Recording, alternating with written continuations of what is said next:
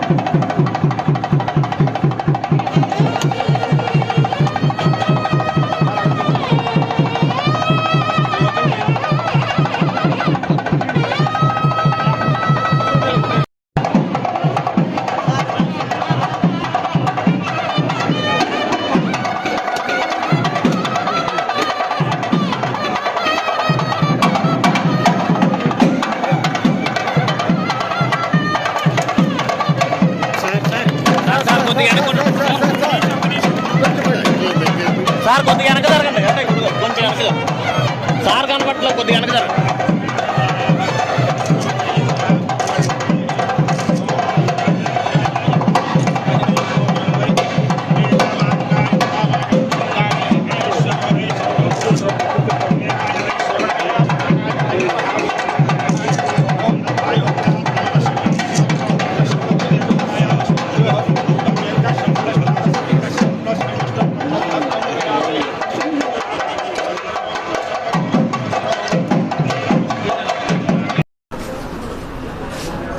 ప్రభుత్వంలో విలీనం అయినాక మెడికల్ అడ్మిట్ అయిన వాళ్ళందరికీ కూడాను కారుణ్య నియామకాలు చేయడం అవకాశం ఉంది.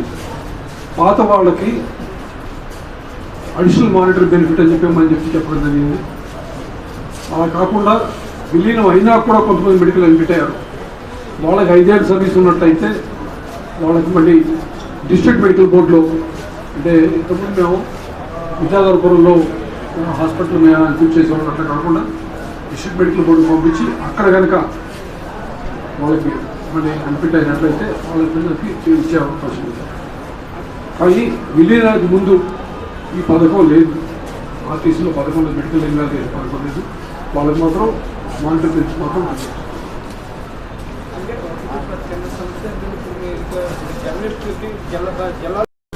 ఇక్కడ తీసుకుని ఇక్కడ చెట్లు తీసుకుని జరుగుతూ ఉంటుంది.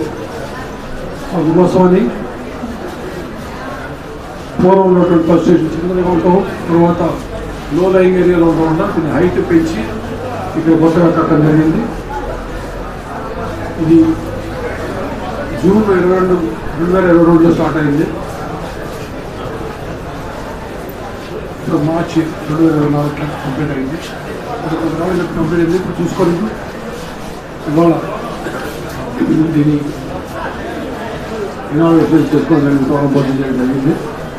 ఈ కార్యక్రమానికి వచ్చేసినటువంటి చైర్మన్ గారికి మల్లికార్జున రెడ్డి గారికి, అదేవిధంగా జోనల్ చైర్మన్ మహేష్ గారికి కూడా ప్రత్యేకంగా కృతజ్ఞతలు తెలియజేస్తూ ఉన్నాను. ఇక్కడ నుంచి బస్ స్టేషను సౌకర్యాలన్నీ కూడా ప్రజలకు బాగా ఉపయోగపడతాయని మనస్ఫూర్తిగా ఆశిస్తున్నాను.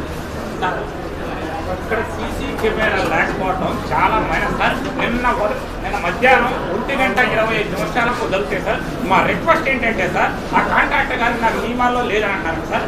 దయచేసి సీసీ కెమెరాలు కావాలని నిన్నే పోయి సార్ 45,000 రూపాయలు పోతారు. నిన్న 1:30 కెమెరా లేకపోతే మేము చాలా ఇబ్బంది పడతాం. మా రిక్వెస్ట్ ఏంటంటే సార్ ఎంపీ గారు మా కెమెరాలు ఏర్పాటు చేయాలని మేము రిక్వెస్ట్ చేస్తున్నాం. తప్పకుండా ఏర్పాటు చేస్తామండి. ప్రధానమైన బస్ స్టేషన్ అన్నింటిలో కూడాను సీసీటీవీ కెమెరాలు కొన్ని చోట్ల ఏర్పాటు ఆల్రెడీ చేశాము, కొన్ని చోట్ల ఆ ప్రాసెస్లో ఉన్నాం. ఇక్కడ ఖచ్చితంగా మీరు అడిగారు కాబట్టి అది కొత్తగా కట్టిన బస్ స్టేషన్ కూడా ఖచ్చితంగా పడతాం. ఈరోజు హనుమాన్ జంక్షన్ నూతన బస్ స్టేషన్ ప్రారంభోత్సవానికి నాతో పాటు వచ్చినటువంటి గౌరవనీయుడు సంస్థ ఎండి ద్వారకా తిమ్మరావు గారికి, జోనల్ చైర్మన్ మహేష్ గారికి, ఈడీ గోపినాథ్ రెడ్డి గారికి, డిప్యూటీఓ గారికి, స్థానిక డిఎం గారికి, ఇంకా మా ఆర్టీసీ అధికారులకు, పత్రికేయ మిత్రులకు అందరికీ కూడా పేరు పేరున నమస్కారాలు. ఈరోజు ఈ బస్టాండ్ వరకు నూతనంగా ఇక్కడ ఈ వాటర్ వస్తున్నాయి, ఇక్కడ ప్రాబ్లమ్స్ దృష్టిలో పెట్టుకొని నూతన బస్టాండ్ ఏర్పాటు చేయడం జరిగింది. ఇది సుమారు 5,20,00,000 రూపాయలతో ఈ బస్టాండ్ నిర్మించడం జరిగింది. 10 ప్లాట్ఫారాలతో నిర్మించడం జరిగింది. ప్రజల సౌకర్యం కోసము ఇంత డబ్బులు ఇచ్చించి ఇక్కడ కొత్తగా నూతనంగా బస్టాండ్ నిర్మించడం జరిగింది. ప్రజలకు ఏమాత్రం అసౌకర్యం కలగకూడదనే ఉద్దేశంతో మేము ఈ బస్టాండ్ నిర్మించడం జరిగింది.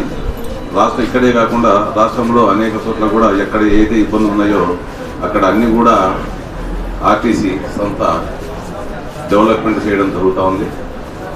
అదేవిధంగా ప్రయాణికుల సౌకర్యార్థం కోసం కూడా నూతనంగా మేము 2,005 బస్సులు కూడా కొనడం జరిగింది. త్వరలోనే ఒక 2 నెలల్లో 1,500 డీజిల్ బస్సులు కూడా రోడ్లపైకి ప్రజల సౌకర్యాల కోసం వస్తాయి. ఇంకొక ఈ బస్సులు ఎలక్ట్రిక్ బస్సులు కూడా టెండర్ దశలో ఉన్నాయి. ఇవి కాకుండా హైర్ బస్సులు కూడా ఈ బస్సులు మేము ఇవ్వడం జరిగింది. ఇంకా అవసరమైతే ఇంకా ఒక ఈ బస్సులైనా మేము తీసుకునేదానికి ఉన్నాము. ఎందుకంటే ముఖ్యంగా ఇక్కడ ఏంటంటే ప్రజల సౌకర్యం కోసం ఎలాంటి ఇబ్బంది అసౌకర్యానికి గురి కాకుండా ఉండాలనే ఒక ఉద్దేశంతో మేము ఒక ప్రణాళిక ప్రకారం ఎండీ గారు మిగతా ఆర్టీసీ అధికారులందరూ కలిసి ఒక ప్రణాళిక ప్రకారం ఆర్టీసీని ప్రజల కోసం ఉండే రకంగా, అదే రకంగా ఈ ఆర్టీసీలో ఉన్నటువంటి ఇంకా ఈ యొక్క రవాణా ఆదాయం కాకుండా మేము కార్గో సేవలు మరియు మాకు కమర్షియల్ ఏరియాలో వచ్చేటువంటి అవి కూడా పెంచుకొని ఆర్టీసీని ఇంకా లాభాల బాటలో నడిపించాలనే ఒక మంచి ఉద్దేశంతో ముందుకు సాగుతున్నాం. దీని అంతటి కూడా ప్రజలు కూడా మీరు మమ్మల్ని అర్థం చేసుకోగలరని, మాకు సహకరించాలని కోరుకుంటూ నాకు ఈ అవకాశం మీ అందరికీ కృతజ్ఞతలు.